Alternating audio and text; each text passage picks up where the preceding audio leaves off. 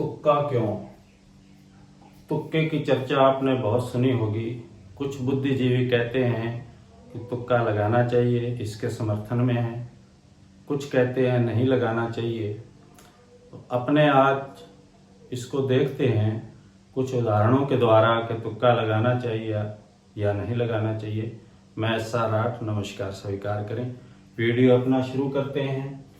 तो पहला बिंदु, तुक्का क्यों लगाना चाहिए, इस पे चर्चा करते हैं। तो अपने मान लेते हैं कि माना किसी पेपर में 150 क्वेश्चन है और 300 अंक हैं, तो 2 नंबर का एक क्वेश्चन हुआ। और मान लिया कि इसमें नकारात्मक या नेगेटिव अंकन भी है 1/3 और समय हो गया 2.5 घंटे, यानी 150 मिनट और 150 एक क्वेश्चन है। ज़्यादातर स्थिति यही मिलती है, मिनट से आपको कम ही समय मिलता है। तो अपने यहाँ 4 स्थितियों का आकलन करते हैं। तो पहली स्थिति में माना आपने 150 में से 100 क्वेश्चन हल किए, सही भी आपके 100 हैं, गलत कोई नहीं है, फायदा भी कोई नहीं है, तो अंक आपको मिलेंगे 200। तो 200 अंक। अब स्थिति 2 है, मानो आपने सोचा भी 100 क्वेश्चन से तो अपने मेरिट में नहीं आएंगे, क्वालिफाई नहीं कर पाएंगे, तो कुछ क्वेश्चनों को बढ़ाना पड़ेगा। तो आगे की स्थिति वो है कि जब आप क्वेश्चन को बढ़ा लेते हैं, तो 121 क्वेश्चन किए माना आपने, उसमें से 103 सही हो गए, यानी 3 क्वेश्चन आपके और सही हो गए, 18 क्वेश्चन आपके गलत हो गए, तो भी आपके अंक 200 ही रहेंगे। यानी 18 क्वेश्चन गलत किए फिर भी आपके अंक 200 ही रहेंगे। इसी प्रकार माना आपने 135 क्वेश्चन किए, 105 आपके सही हो गए, 30 आपके गलत हो गए, तो भी अंक आपके 200 ही रहेंगे। यानी 30 क्वेश्चन गलत के बाद भी आपको कोई नुकसान नहीं हुआ। अब चौथी स्थिति देखते हैं कि आपने 140 क्वेश्चन किए, इसमें 107 आपके सही हो गए, 33 आपके गलत हो गए, तो 107 के 214 अंक हो गए और 33 के 1/3 के हिसाब से 11 अंक कट गए, तो 3 अंक का यहाँ आपको फायदा मिल गया, तो आपके अंक हो गए 203। अब इस स्थिति को देखिए कि 1 अंक के लिए मेरिट से बच्चे बाहर हो जाते हैं, तो वहां 3 अंक का फायदा जो है बहुत बड़ी बात है। तो इस हिसाब से अपने आगे विचार करते हैं कि तुक्का लगाना चाहिए या नहीं। तुक्का लगाते समय सावधानी और सुझाव क्या क्या है, यानी तुक्का अगर हम ये सोच लें भी तुक्का हमें लगाना है तो क्या क्या सावधानियां हैं। तो पहली बात, तुक्का वही सदस्य या कैंडिडेट लगा सकता है जिसका नियमित अभ्यास होता है। जो पेपर की जम के तैयारी करता है कंपटीशन की, वो ही तुक्का लगा सकता है। नकारात्मक अंकन न हो तो सभी प्रश्न करें। ये नकारात्मक अंकन न हो तो तुक्का मारे, लेकिन तुक्का आंख खोल के मारे। तुक्के का मतलब ये नहीं कि हम प्रश्न गलत कर दें तो नेगेटिव अंक नहीं है, प्रश्न गलत कर दिए तो भी आप मेरिट में नीचे आ गए। तीसरा, आपको परीक्षा की मेरिट का ज्ञान होना चाहिए। यदि आप तुक्का लगाते हैं तो मेरिट का ज्ञान है, तो आपको पता है मैंने कितने क्वेश्चन सही कर दिए और कितने अंकों की आवश्यकता है। और तुक्का तब निश्चित रूप से लगाएं जब आप मेरिट से बहुत नीचे हों। मेरिट मान लो 80% रहती है और आप 60 पे हैं, तो अब विकल्प यही है, या तो बाहर हो जाएं और या फिर तुक्का लगाएं। तो ऐसी स्थिति में ज्यादातर जो सदस्य हैं, कैंडिडेट है, वो तुक्का लगाते हैं। और अंतिम बिंदु ये कि तुक्का सचेत होकर लगाना चाहिए, आंख बंद करके नहीं लगाना चाहिए, अंदाज से नहीं लगाना चाहिए। तुक्के के पीछे भी कोई ठोस तर्क हो। तो इन बातों पर विचार करने के बाद इस निर्णय पर पहुंचते हैं कि यदि हम मेरिट से बहुत दूर हों और हमारा अभ्यास अच्छा हो, हमने तैयारी अच्छी की हो, तो उसके बाद ये स्थिति बनती है कि हमें तुक्का लगा देना चाहिए, लेकिन तुक्का तर्क और तथ्यों के आधार पर लगाना चाहिए। तो अब तुक्का लगाने की ट्रिक नंबर 1, जिसको TRC बोलते हैं। TRC, टिक राउंड और क्रॉस, टिक राउंड और क्रॉस। ये कैसे है, माना आपको पेपर मिला, इधर ये पेपर है, 1 2 3 4 5 क्वेश्चन है, ABCD इसके ऑप्शन है, और ज्यादातर पेपर OMR शीट पर होते हैं। तो बाएं हाथ में आप पेपर को और दाएं हाथ में OMR शीट को बराबर रखें टेबल के ऊपर, दोनों बराबर की स्थिति में हो, दोनों को जमा लें, और जो भाग अगर पार्ट उसके पार्ट हैं 1 2 3 पेपर के, तो जो भाग आपको ज्यादा आता है उसको पहले भी आप कर सकते हैं। तो अब ट्रिक नंबर 1 शुरू होती है कि जो प्रश्न आपको 100% आ रहा है, जो प्रश्न आपको क्लियर आ रहा है और किसी भी हालत में गलत नहीं है, क्लियर है, तो उसको टिक कर दे, छोटा सा टिक लगा दे। इस तरह से मानो पहला क्वेश्चन आपको आ रहा है तो छोटा सा टिक लगाए, और साथ में ही जो OMR शीट है उसमें पहला क्वेश्चन है उसको रंग दें, क्योंकि वहां गोला है उसको रंगना है।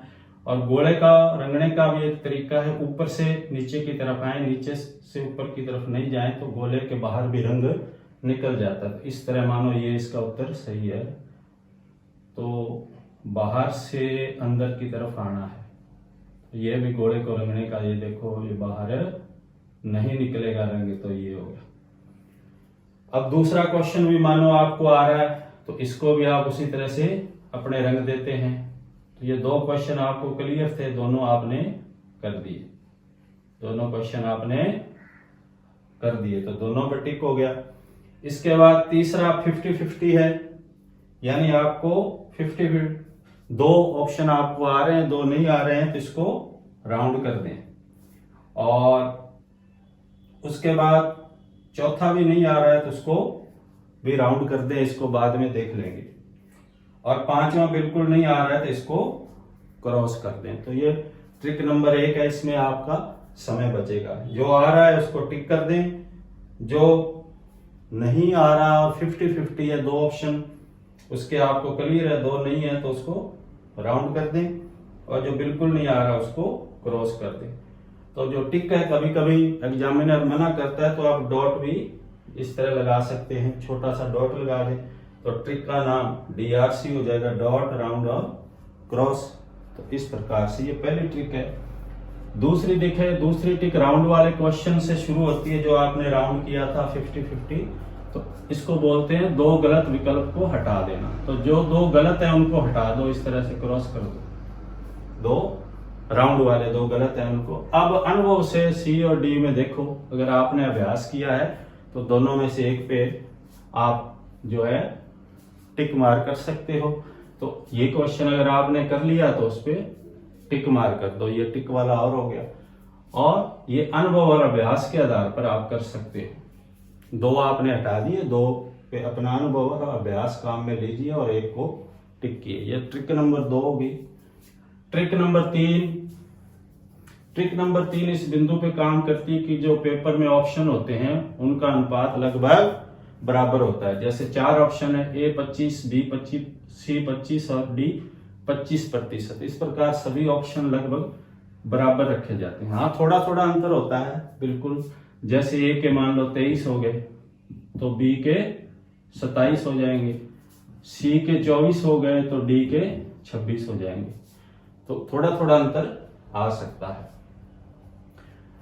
अब जब ऑप्शन बराबर है, 3 बिंदु को हमें ध्यान रखना है। तो पहली, यदि ऑप्शन का अनुपात अलग अलग हो, ऑप्शन का अनुपात अलग अलग हो, उनमें अंतर ज्यादा हो, जैसे यहां देखिए A के 27, B के 30, C के 32 और D के 11 ही हैं, तो D के 11 है। इस स्थिति में जो बाकी आपके क्वेश्चन बच गए, जो भी आपके राउंड वाले आप क्वेश्चन कर रहे हो दूसरे चरण में, जो भी आपके ऑप्शन बच गए उनमें ज्यादा जो है आप डी लगाएं, ज्यादातर उसमें डी लगाएं, तो निश्चित रूप से ये अनुपात बराबर होगा, तो आपको उसमें फायदा होने के चांस ज्यादा है। अब इसका दूसरा भाग कि यदि ऑप्शन लगभग बराबर संख्या में हो तो क्या करें। जैसे यहां देखें A 27, B 26, C 24, D 23, तो ये लगभग बराबर ऑप्शन है। तो यहां आप क्या करें, जो बचे हुए क्वेश्चन राउंड वाले हैं 3-3 के जोड़े बना लें, 3-3 के जोड़े बना लें और उनमें एक ही ऑप्शन, पहले जोड़े में जैसे 3 का जोड़ा है तो उनमें एक जैसे ए भर दिया, बी वाला का जोड़ा है तो उसमें जैसे सी भर दिया। इस प्रकार से 3-3 के जोड़े बनाकर उनमें एक ही ऑप्शन भरेंगे तो उनमें ठीक होने की संभावना ज्यादा है। अगर गलत भी हुआ तो ज्यादा आपको नुकसान नहीं होगा, बराबर पे काम आ जाएगा। ट्रिक नंबर 4, यदि आपको ये पता है कि एक विकल्प 100% जो है वो क्लियर है, गलत है, 4 विकल्प हैं उसमें से आपको पता है कि एक जो है बिल्कुल गलत है, तो उस एक को हटा दे। जैसे एक गलत है इस प्रश्न का पहले का, तो अब क्या बच गया, बी सी डी, तो इसमें बीच वाला लगाएं, सी लगाएं, ठीक होने के चांस ज्यादा है। दूसरा है जैसे इसमें बी ऑप्शन गलत है तो क्या बच गया, ए सी डी, ए सी डी, तो इसमें आप सी टिक करें तो इसके चांस ज्यादा है। इसमें मानो डी गलत है तीसरे में, तो क्या बच गया, ए बी सी, तो इसमें बी को टिक करें, बी को टिक करेंगे बीच वाले को, तो इसके ठीक होने के चांस ज्यादा है। 5वीं ट्रिक है कथन और कारण पे। तो इसमें कथन और कारण दिया हो तो कथन के आगे अंत में आप क्योंकि लिख दें और उसको लय बनाए।